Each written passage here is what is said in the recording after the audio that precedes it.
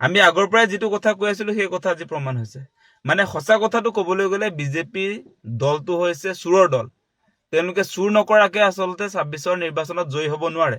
আৰু এই চুৰ দলটোৰ যিটো চুৰি কাৰ্য, সেই চুৰি কাৰ্যটোৰ কামাণ্ডাৰটো হৈছে আপোনাৰ অশোক সিংঘাল বেপাৰী।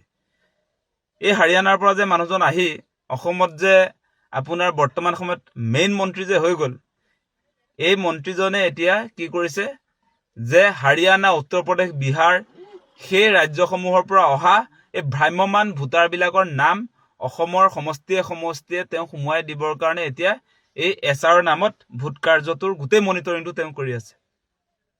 চোৰৰ চৰ্দাৰটো মানে অশোক সিংঘাল। সেই কথাটো আপোনালোকে বুজি লওক।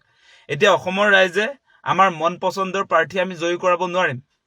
এই উত্তৰ প্ৰদেশ, বিহাৰ, আজি আপোনাৰ হাৰিয়ানাৰ পৰা অহা যিবিলাক ভ্ৰাম্যমান ভোটাৰ, যিবিলাক আচলতে বিহাৰী, যিবিলাক মাৰোৱাৰী, যিবিলাক অচিনাকি মানুহ, তেওঁলোকে এতিয়া সমষ্টিয়ে সমষ্টিয়ে তেওঁলোকৰ নাম ভৰাব আৰু তাৰপাছত তেওঁলোকে আমি যিগৰাকী প্ৰাৰ্থীক ভোট দি জিকাম সেইগৰাকীক আমি জিকাব নোৱাৰোঁ, তেওঁলোকেহে জিকাব তেওঁলোকৰ প্ৰয়োজনৰ মানে কি ভালপোৱা প্ৰাৰ্থীজনক। গতিকে এইটো কেনেকুৱা ধৰণৰ ভয়ংকৰ দিন আহিছে অসমত আপোনালোকে বিবেচনা কৰক। এতিয়া অসমৰ ৰাইজক আচলতে বিজেপি চৰকাৰে, বিজেপি দলটোৱে বৰ্তমান সময়ত আচলতে বিশ্বাসত ল'ব পৰা নাই আৰু তেওঁলোক কনফাৰ্ম হৈছে আৰু কনফিউজ হৈ আছে।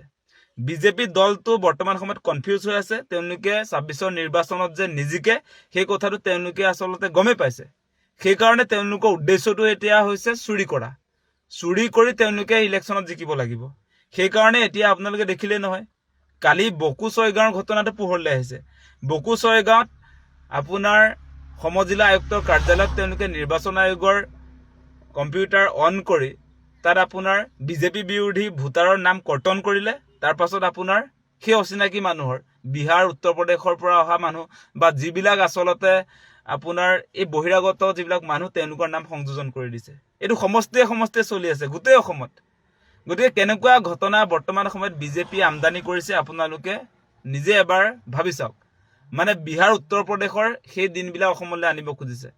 SIRৰ নামত যেনেকে বিহাৰ, উত্তৰ প্ৰদেশত ভ্ৰাম্যমান ভোটাৰ সৃষ্টি কৰি আপোনাৰ এই বিজেপি চৰকাৰ শাসনলৈ আহিলে, সেই একে প্ৰেক্টিচ আজি অসমত কৰিবৰ কাৰণে অশোক সিংঘালে আৰম্ভ কৰিছে।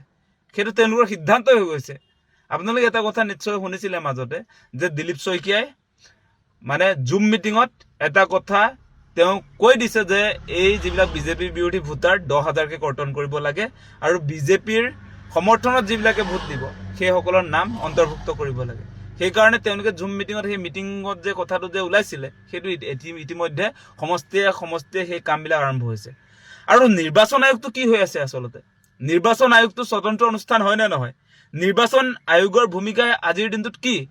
আপোনালোকে যদি চাই, নিৰ্বাচন আয়োগ এতিয়া আচলতে বিজেপিৰ হাতৰ পুতলাত চলি আছে, হাতৰ পুতলাৰ নিচিনা।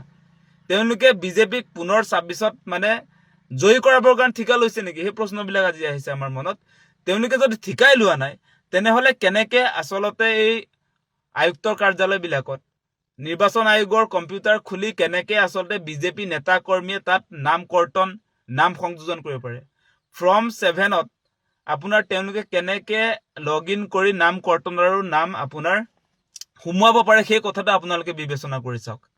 মানে নিৰ্বাচন আয়োগ স্বতন্ত্ৰ হৈ থকা দৰকাৰ। যদি স্বতন্ত্ৰ নহয় তাৰ বিৰুদ্ধে প্ৰতিবাদটো হ'ব। আজিৰ দিনটোৰ পৰা আমাৰ প্ৰতিবাদী কাৰ্যসূচী ৰূপায়ণ হৈছে। আজি কৃষক মুক্তি সংগ্ৰাম সমিতিয়ে শিৱসাগৰত প্ৰতিবাদী কাৰ্যসূচী ৰূপায়ণ কৰিছোঁ আৰু আমাৰ স্পষ্ট কথা, সমষ্টিয়ে সমষ্টিয়ে আমি প্ৰতিবাদ কৰিম। আমি কোনো কাৰণতে গণতান্ত্ৰিক ব্যৱস্থাক তছনছ কৰিবৰ কাৰণে বিজেপিক অনুমতি দিব নোৱাৰোঁ। এনেকৈ মানুহৰ মৌলিক অধিকাৰ খৰ্ব কৰি আজি আমি অসমৰ ৰাইজে আমি ভাল পোৱা প্ৰতিনিধি নিৰ্বাচন কৰিব নোৱাৰিম। আজি আপোনাৰ বিহাৰ, উত্তৰ প্ৰদেশৰ মানুহ আহি অসমৰ প্ৰতিনিধি নিৰ্বাচন কৰিব। আজি অসমৰ মুখ্যমন্ত্ৰী আজি অচিনাকি মানুহে পাতিব। আজি বিধায়কবিলাক আজি অসমৰ ৰাইজে যিবিলাকক বিচাৰিব তেওঁলোকে হ'ব নোৱাৰিব।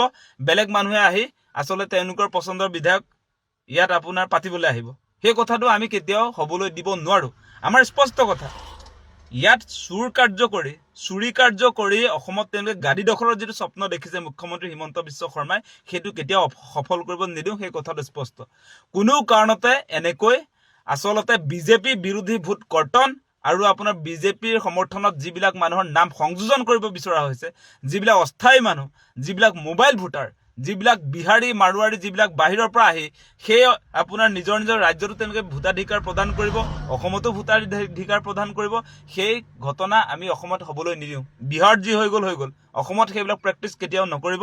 আৰু অশোক সিংহালক সাৱধান কৰি দিছোঁ, আপুনি অসমৰ মালিক হ'বলৈ নাহিব, সেই কথাটো স্পষ্ট। অসমৰ ভৱিষ্যত নিয়ন্ত্ৰণ কৰিবৰ কাৰণে অসমৰ ৰাইজে আপোনাক অনুমতি দিয়া নাই। আমি অসমৰ ৰাইজে যাক প্ৰতিনিধি হিচাপে নিৰ্বাচন কৰিব লাগে আমি জানো, তাক প্ৰতিনিধি হিচাপে নিৰ্বাচন কৰিম। আপুনি ইয়াত আপোনাৰ নিজৰ মানুহ আনি ইয়াত অসমীয়া মানুহৰ অধিকাৰ খৰ্ব কৰিবৰ কাৰণে যি ধৰণে চেষ্টা চলাইছে সেইটো কেতিয়াও সফল হ'বলৈ দিয়া নহয়, সেই কথাটো আমি স্পষ্ট কৰি দিছোঁ।